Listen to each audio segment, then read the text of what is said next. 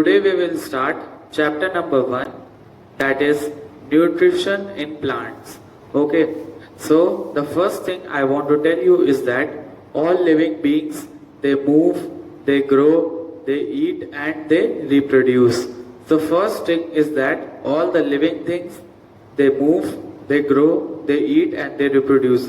Living beings can be anyone, like it can be plants, animals, humans, anyone. Then together all these are called life processes. What are these called? Life processes. To carry on life process, all these living beings will need some energy. Okay, all these living beings will need some energy. And where will from they get energy? They will get energy from food. Students, next topic is nutrition. Why nutrition is required by our body? So the definition is nutrition is a food. Nutrition is a food that gives us energy, helps in repairing our cells, helps in repairing of our cells, and nutrition also helps an organism to grow. Okay, it is required for growing purpose. The next topic here is autotrophs. Autotrophs make their own food. For example, we can take plants. Okay, plants make their own food by the process of photosynthesis. And the next topic is heterotroph. Heterotroph means that those living beings that do not make their own food. Example, animals. You have seen that many animals roam from one place to another in order to search for food so that they can sustain their living. Saprophytes. Saprophytes feed on dead or decaying matter. Dead means mara hua and decaying means sarna or rotten. So they feed on dead or decaying matter. The next point is that they do not have chlorophyll. So the saprophytes do not have chlorophyll. The next point is that they grow on organic material. Organic material like clothes, okay, food, etc. For example, fungi. The next thing is that I want to tell you, you will find fungi mainly in rainy season because of the moisture that is present in the atmosphere. The next thing is that they secrete digestive juices on organic material. So on organic material like clothes, etc., they secrete digestive juices and then it breaks into simpler substances. Okay, first of all they secrete digestive juices on organic material and then breaks into simpler substances. Such type of nutrition is called saprophytic nutrition. The last point is increase in the fertility of soil. So they increase the fertility of soil by the mass of the dead animals that are there. So they attack on the dead animal and they decompose the animal's body. So all the nutrients will be again absorbed back by the soil. So we can say that saprophytes are the farmer's friend. Algae and fungi, first of all, they live together. Algae provides chlorophyll, fungi provides water and minerals. Together, they form food. And this process is called mutualism. What is photosynthesis? Plants prepare their own food by a process called photosynthesis. Photo means light and synthesis means putting together. Plants need sunlight. Plants need carbon dioxide from air.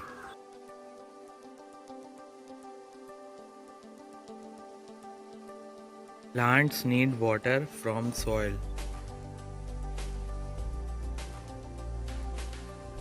Photosynthesis takes place in the leaves of a plant.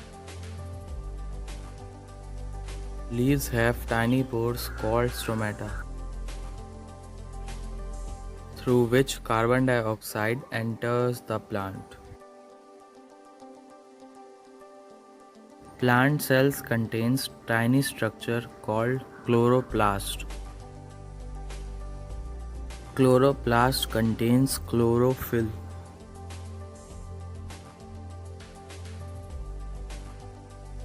Carbon dioxide plus water in the presence of sunlight, chlorophyll gives glucose plus oxygen.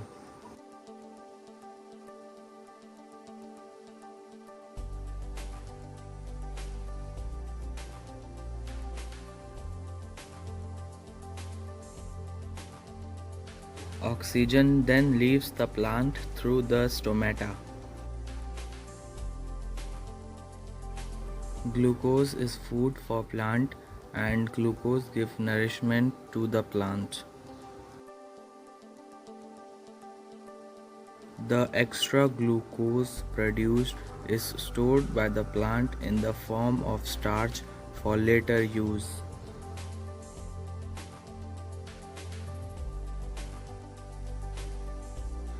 Photosynthesis is the process by which plants prepare their own food using carbon dioxide and water in the presence of sunlight.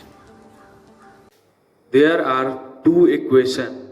First equation is of photosynthesis. Okay. The next is of how plant use glucose to obtain energy. So starting from the first equation, it is the equation of photosynthesis. So it is saying that carbon dioxide plus water. Carbon dioxide plus water. So carbon dioxide, plants absorb carbon dioxide from the atmosphere, and water, plants absorb water from the roots or soil. In the presence of sunlight and chlorophyll, sunlight, it is obviously given out by sun, and chlorophyll are the green pigments that are present in the leaves. So carbon dioxide plus water in the presence of sunlight and chlorophyll gives glucose plus oxygen. Oxygen, we all know the air which we breathe, that is oxygen. And the next is glucose. What is glucose? When we feel hungry, we need some food.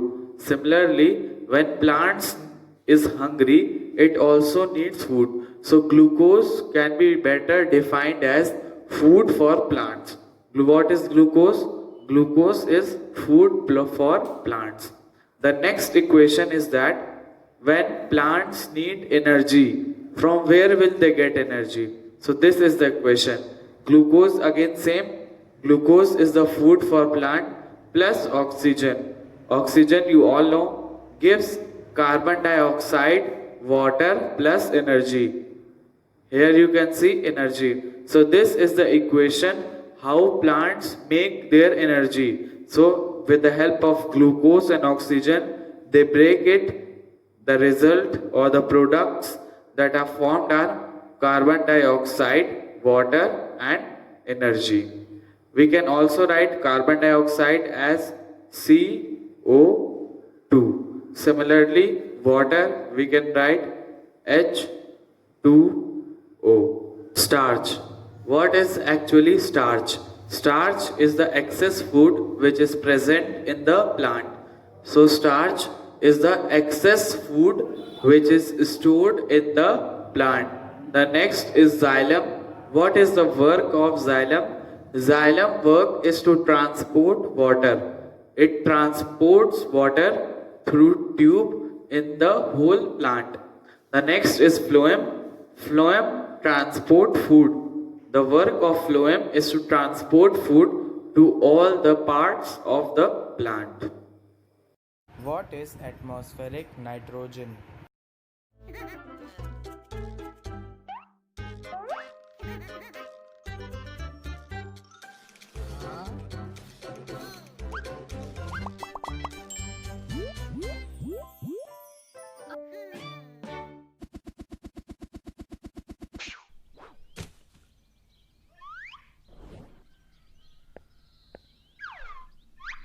Yeah.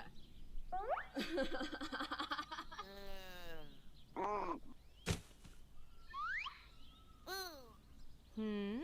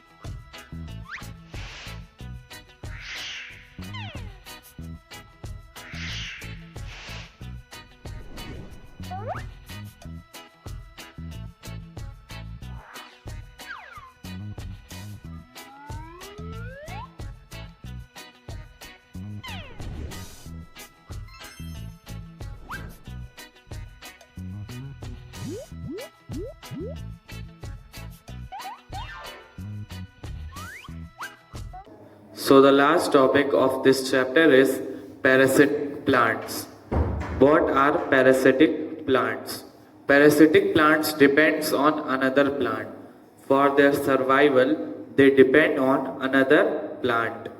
Example is mistletoe. Okay, these are parasitic plants which depends on another plant.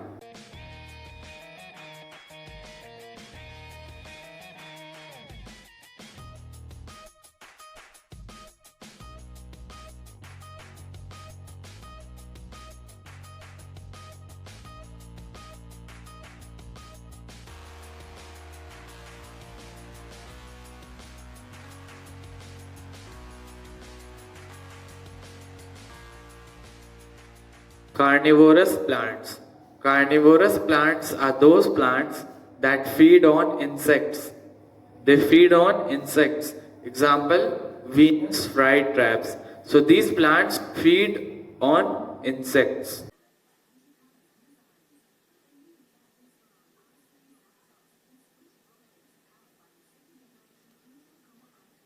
So students, your chapter is completed. If you have any doubt, you can contact us on our WhatsApp group. Thank you.